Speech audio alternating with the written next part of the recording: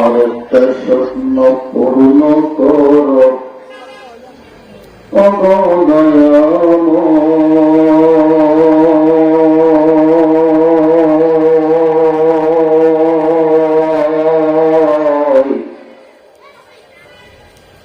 তোমার পথে চলতে গিয়ে মন যেন আমার একটা স্বপ্ন পূর্ণ করো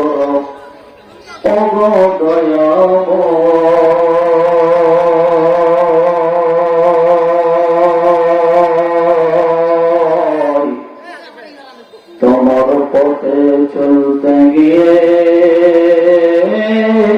মন যেন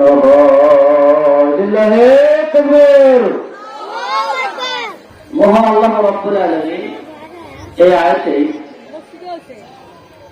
বলছেন যে উলাইকা আলা হুদান মির রাব্বিহিম ওয়া উলাইকা হুমুল মুফলিহুন, যে ওই সমস্ত মানুষেরা হেদায়েত প্রাপ্ত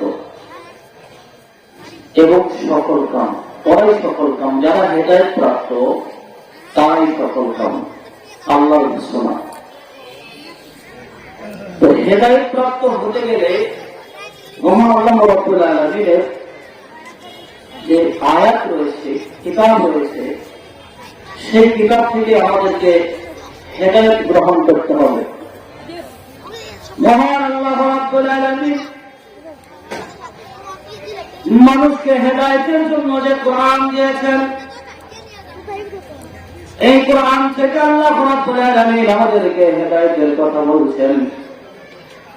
আমরা যদি সূরা ইব্রাহিম খুললেই আল্লাহ রাব্বুল আলামিন আমাদেরকে কোরআন থেকে হেদায়েত গ্রহণ করতে হবে, এই কথায় আল্লাহ রাব্বুল আলামিন জানিয়ে দিচ্ছে। আগে আপনাকে অন্ধকার জিনিসটা কি এটা বুঝতে হবে, তারপরেই না আপনি আলো থেকে ফিরে আসতে পারবেন। এই জন্য দেখেন আল্লাহ বলছেন যে যারা আমার উপর দৃঢ়ভাবে ঈমান আনে তারপরে আবার সেটাকে ভঙ্গ করে, যারা ভঙ্গ করেছে ওই সমস্ত ব্যক্তিরাই ভঙ্গ করেছে যারা আমার বলে আশহাদু আল্লা ইলাহা ইল্লাল্লাহু ওয়া আশহাদু আন্না মুহাম্মাদান আবদুহু ওয়া রাসূলুহু। যারা বলে আমি সাক্ষ্য দিচ্ছি আল্লাহ ছাড়া কোনো ইলাহ নেই,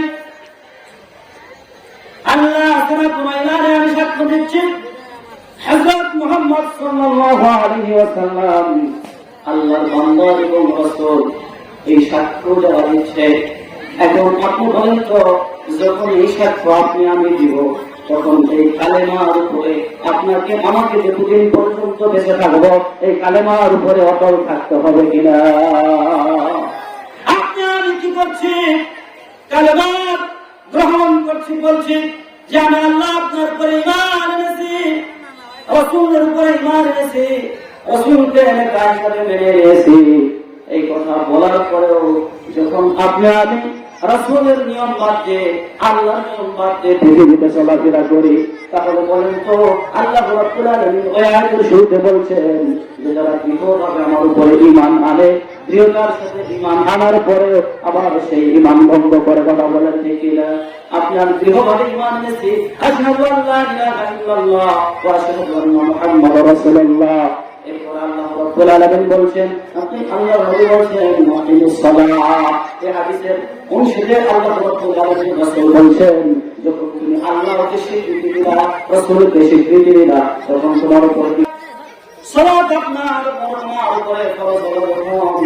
আপনি আমি দৃঢ়ভাবে আল্লাহর উপরে ঈমান আনলাম, আল্লাহ রাসূলের উপরে ঈমান আনলাম, কিন্তু সালাত আমার উপরে যখন ফরজ হয়ে গেল তখন আমি এই সালাত ছেড়ে দিলাম। বলেন তো আপনার আমার ঈমান এখন দৃঢ়ভাবে আছে নাকি?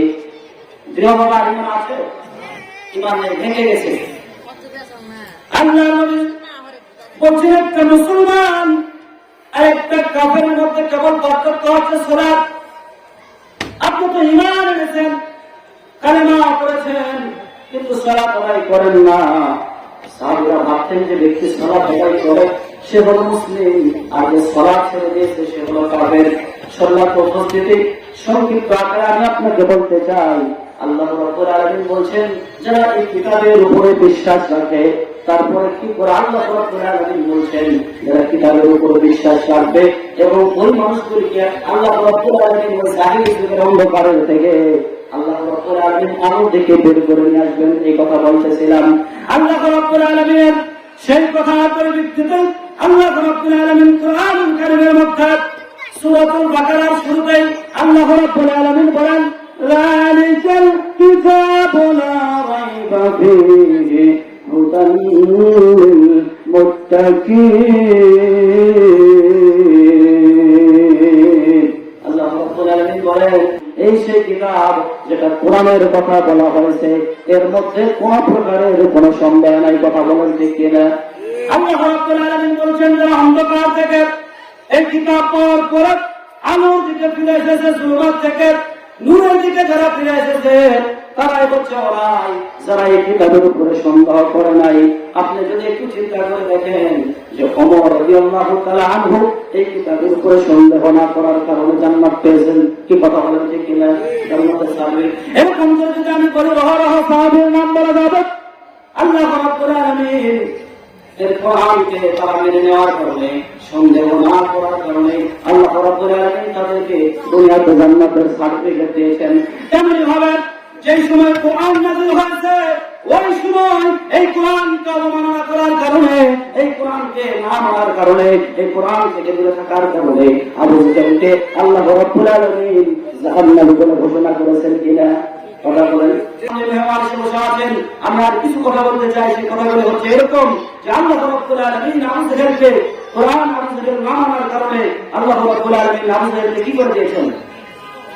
বহির্মুখ করে দিয়েছেন, কথা বলেন ঠিক কিনা? তো আজকে সমাজের মানুষ আপনি আমি কোরআন ভাবে কোরআন মানতে রাজি নাই। কোরআন মানতে আপনারা আমরা রাজি আছি?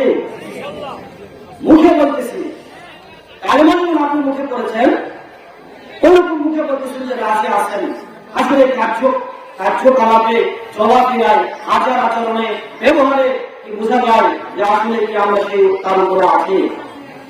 আল্লাহ রাব্বুল আলামিন বলেন ওই আয়াতের পরে আল্লাহ রাব্বুল আলামিন বলছেন তারা হলেন ঈমানদার আল্লাযীনা ইউমিনুনা বিল গায়বি ওয়া ইউকিমুনাস সালাতা ওয়া মিম্মা রাযাকনাহুম ইউনফিকুন। আল্লাযীনা ইউমিনুনা, আল্লাহ বলেন যারা ঈমান আনে, ইউমিনুনা বিল গায়ব, অদৃশ্যের উপরে। আল্লাহ বলেন আপনি মুসলিম, রাসূলের কোরআন, আল্লাহর কোরআন, রাসূলের সুন্নাতে কিন্তু মেনে নিয়েছেন, কিন্তু না দেখে রাসূলকে কি দেখেছেন আপনারা? দেখেন না, কিন্তু আপনি মেনে নিয়েছেন। ওই সময় আবু জাহেল আল্লাহর নবীকে দেখার পরেও মানতে পারে না, কিন্তু সেই সময় আবু জাহেল আল্লাহর নবীকে দেখার পরেও মানতে পারেননি। এর দিক থেকে তো আপনি ভালো আছেন নাকি বলেন? যারা আল্লাহকে মানতেন না, আল্লাহকে বুঝতে চাইতেন না, তারা বিভিন্ন মূর্তির সঙ্গে জড়িয়েছিলেন। আজকে সমাজের মানুষ এরকম মূর্তির সঙ্গে জড়িয়ে গেছে, কথা বলেন ঠিক কিনা? সম্মানিত উপস্থিতি, সংক্ষিপ্ত আকারে কিছু কথা বলছিলাম যে আল্লাহ রাব্বুল আলামিন বলছেন যালিকাল কিতাব, এটা এমন একটা কিতাব লা রাইবা ফীহি, এর মধ্যে কোনো সন্দেহ নেই। আর যারা সন্দেহ করেন আল্লাহ বলছেন হুদাল লিল মুত্তাকিন, তারা হলো মুত্তাকিন। এরপরে আল্লাহ রাব্বুল আলামিন বলছেন যারা হক হাদিসের উপরে বিশ্বাস করে। এরপরে আল্লাহ বলছেন আকিমুস সালাত, এবার যারা সালাত আদায় করে। বলেন তো আপনাদের আর আমাদের মধ্যে কয়জন পাঁচ ওয়াক্ত সালাত আদায় করি? পাঁচ ওয়াক্ত সালাত আমরা আদায় করতে পারছি না, অথচ আমরা নিজেকে মুসলিম বলে দাবি করছি। অথচ আল্লাহ রাব্বুল আলামিন এই জন্য কোরআনুল কারীমের ভিতরে কি বলেছেন? আল্লাহ রাব্বুল আলামিন বলেন ইয়া আইয়ুহাল্লাযীনা আমানুত্তাকুল্লাহ হাক্কা তুকাতিহি ওয়া লা তামুতুন্না ইল্লা ওয়া আনতুম মুসলিমুন।